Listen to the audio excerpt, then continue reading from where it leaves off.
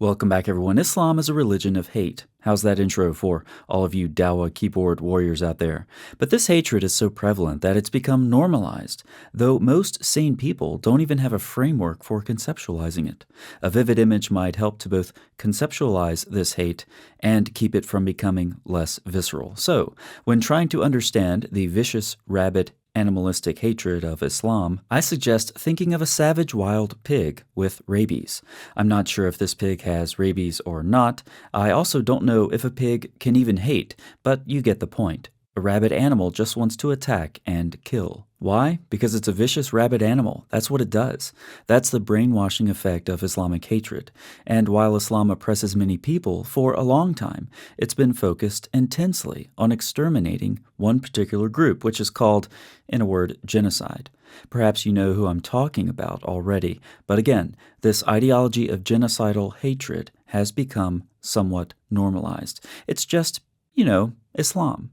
So let's start with the saying of Muhammad that you've probably heard many times, so many times it's just not shocking anymore. One of Muhammad's moron companions reported him as saying, "The last hour would not come unless the Muslims will fight against the Jews and the Muslims would kill them, until the Jews would hide themselves behind a stone or a tree, and the stone or a tree will then talk, and it'll say, 'Muslim or servant of Allah, there's a Jew behind me, come and kill him.' But then there's a special tree, a tree of the Jews, and that tree will not talk to the Muslims and give away the hiding place of the Jews." Paraphrase mine. Islam inspires perpetual hatred against the Jews until death. And if you have trouble conceptualizing that, the only thing I can offer you is my rabid pig analogy. There's no deeper logic. Now, there are different types of criticisms to level at Islam. We can look carefully at Islam's theology, at its history, and its texts. And there are many videos on my channel dedicated to doing that. But on many subjects, we can also just point and say, that's Islam. And that's what we're doing here. Let's start with the most egregious example of rabid, animalistic, Islam-inspired hatred against the Jews. In the description box is a link to a recent updated account detailing the sexual violence perpetrated by Hamas terrorists. These are things that animals don't even do. These people are worse than pigs. I'll just summarize. The report, submitted to decision makers at the UN, leaves no room for denial or disregard. The terrorist organization Hamas chose to harm Israel strategically in two clear ways: kidnapping citizens and committing sadistic sexual crimes.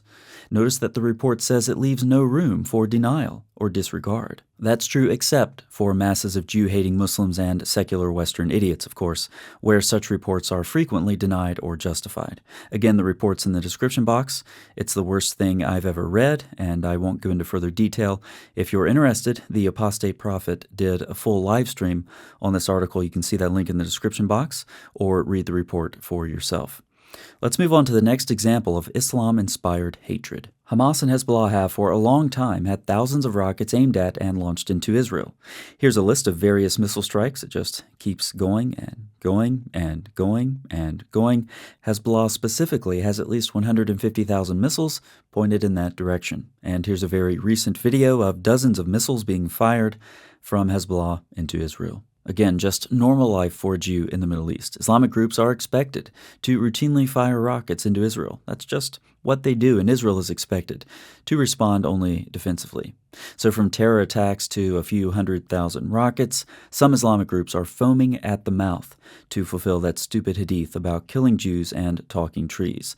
This has become normal. Firing rockets into Israel is expected. Terrorist attacks are expected. The response to them, that's the real problem, according to rules for radicals. Let's turn now to some rhetoric that shows the rabid Jew hatred Islam has infused into the Arab world. Here's a recent example from a Fatah official. وأنا أريد أن أقول للناس لماذا حدثت الهولوكوست؟ أنا لا أحب هتلر. ليس حبيبي هتلر. ولكن هتلر عندما قام بالهولوكوست كان بأسباب واضحة أن اليهود والصهيونية العالمية قد خيروا بين أماكن مختلفة من العالم، في الأرجنتين وفي أوغندا وفي شمال سيناء وفي جنوب العراق، ولكنهم اختاروا فلسطين لأسباب أخرى قد نذكرها. وكانوا يخططوا أن يسيطروا على ألمانيا، وبدأوا يسقطوا ألمانيا اقتصاديا، وبدأوا في إسقاط ألمانيا أخلاقيا. فكانت ردة فعل هتلر بأنه جعل اليهود ينزلوا إلى الشارع ويلعقوا الرصيف بألسنتهم وهم يعرفون هذا الكلام. وليلة الكريستال معروفة في التاريخ اليهودي، وليلة الأمواس الطويلة معروفة، عندما كان يؤمر اليهودي أن يضع على صدره علامة، هذه العلامة اللي هي النجمة السداسية، ويقال لهم اليودين الوسخين. ونقولها بشكل واضح: لقد حرف اليهود الكثير من الآيات اللي نزلت في التوراة لكي تعجبهم.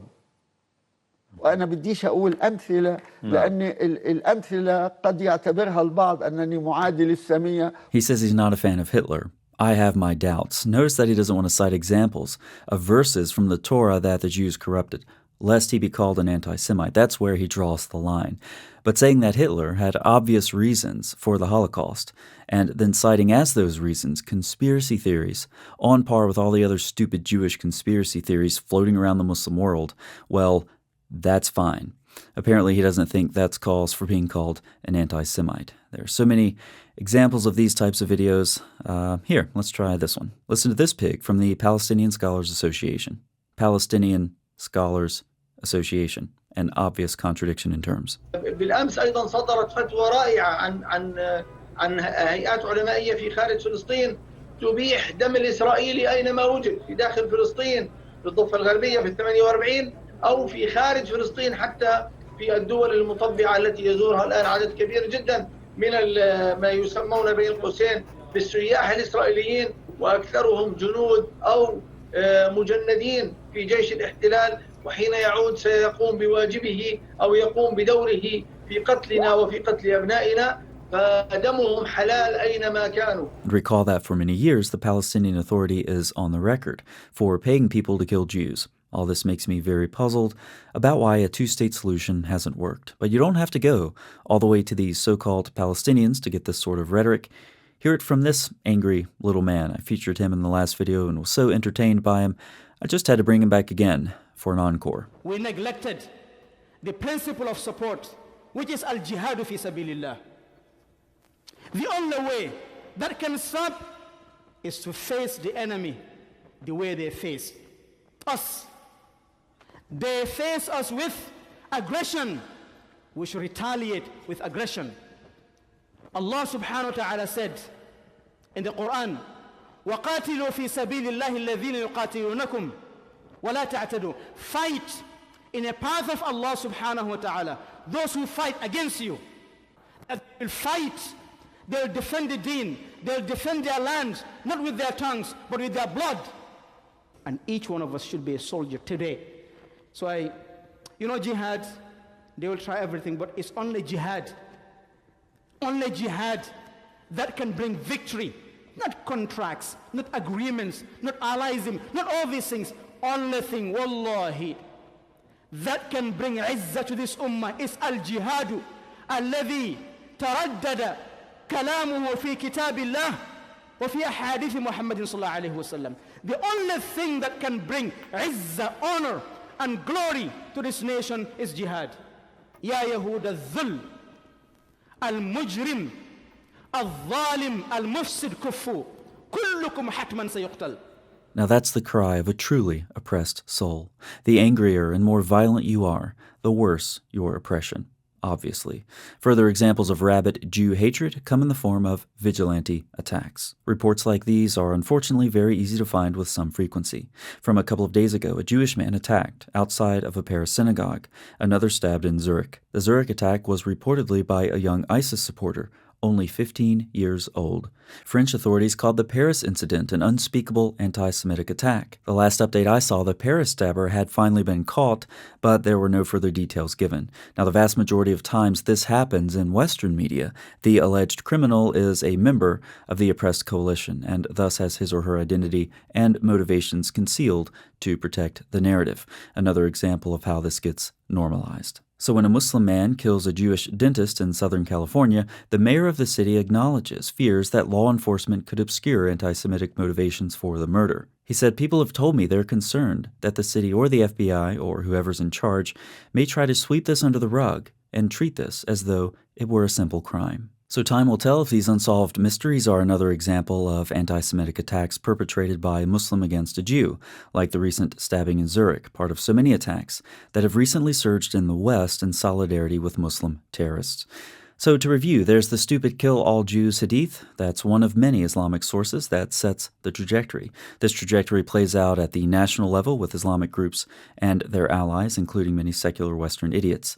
In the meantime, we've witnessed sadistic, brutal violence against communities that make our stomachs churn. Add to that attacks on individuals walking out of the synagogue. So while this plays out on multiple levels, nations, communities, individuals, the hatred is only satisfied with death, the elimination of human lives. It's saying that at best, the lives of the Jewish people don't matter, but of course Muslim leaders say far worse than that. For someone who believes in a God, such a determination with human life is above my pay grade. That's a determination for the one who gives life. But in Islam, it's precisely their God and their prophet, though I repeat myself, who has determined the Muslim community will eliminate the Jews. For much more on Islam's instruction manuals of genocidal hatred, see my video on the sources of Islamic anti-Semitism. Islamic hatred is common, but don't let it become normalized. Think of a rabid pig or whatever other analogy keeps the image in your mind visceral, then point this stuff out to other people and say, that's Islam. Thanks so much for watching. I'll see you next time.